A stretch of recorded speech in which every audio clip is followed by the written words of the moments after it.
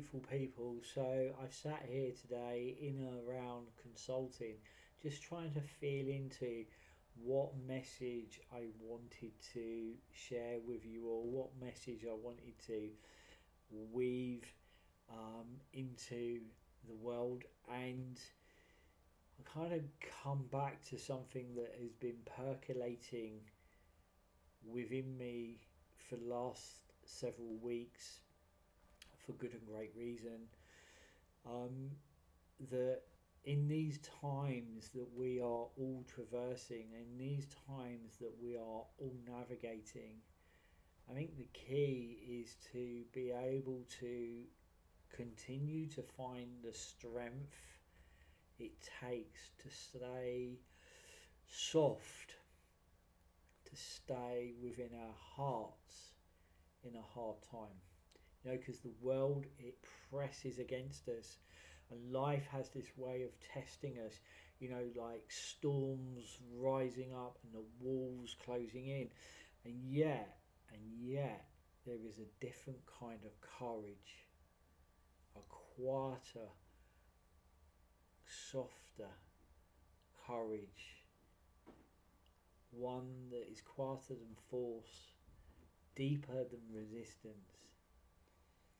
It is the courage to remain tender when everything around us is harsh.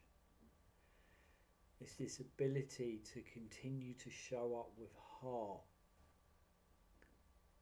yet with grace and also with discernment, but yet to stay in our hearts. To let our hearts breathe even when the air feels thick with struggle.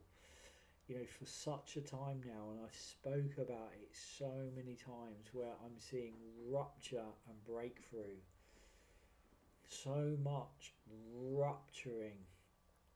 And, I've said it, but Spirit said it recently, is that only what is true can be reborn at winter solstice. And the only language that is now worth speaking is truth. And it's as if truth is beginning to take a foothold back in the world. Integrity is flooding back into the world. And those things that are no longer working, or are just hanging on by a thread, are literally being ruptured. Because if it isn't true, and it isn't real, and it isn't based in heart and truth and integrity and goodness and grace, it is absolutely rupturing. And I'm seeing that every day with the work that I'm weaving, but also with those around me. People's lives, people that are dear to me, their lives are just turning inside out. And there's so much happening. Recently a loss of a really dear friend, and so much is happening. And it's having the strength, the courage to remain tender when everything around us is harsh, to let our hearts breathe even when the air feels thick with struggle, to hold space for ourselves and for others without armour, without shutting down. To do it with grace, but also with discernment. Okay, so it's meeting it with truth, but with heart, with discernment, with awareness, eyes open. But to meet that discernment with truth that is fueled by the heart. That's still having the ability to say, no, this is not right, this is not correct, this is not in alignment. But to do it in a way that places that on the table, and to not get caught up in its battle or its struggle or its fight, you know, which is to hold that space for ourselves and others without armour, without shutting down. That is the way. The way through fear, the way through grief, the way through the moments that make us question, even if softness is allowed. Those things question, create those questions, you know, is even softness, is it even allowed? But the point is, it's not weakness. It's a resilience of a really rare, luminous kind. One that bends without breaking.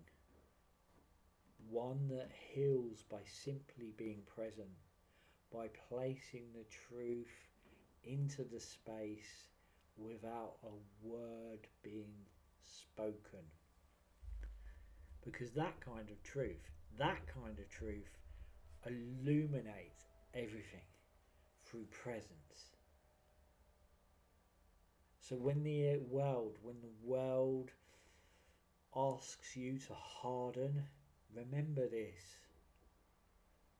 And this is direct living experience through my own experiences.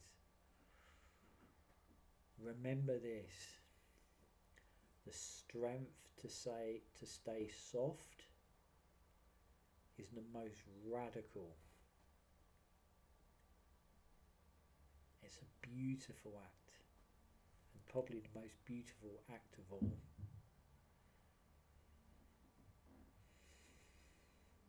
I cannot believe that we will be shortly closing out this year. Cannot believe that. You know, and for me it's surreal to think back on the last 9 Soul Alchemy Journeys and how they have shaped and nurtured so many lives. You know, it's been so humbling to witness.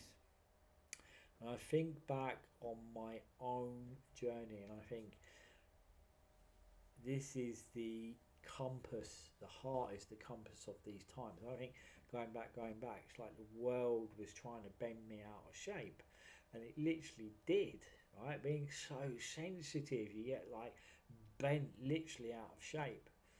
But then as the years have gone by, I'm like realizing that actually it's the ability to show up with that heart that bends bends the world back into shape.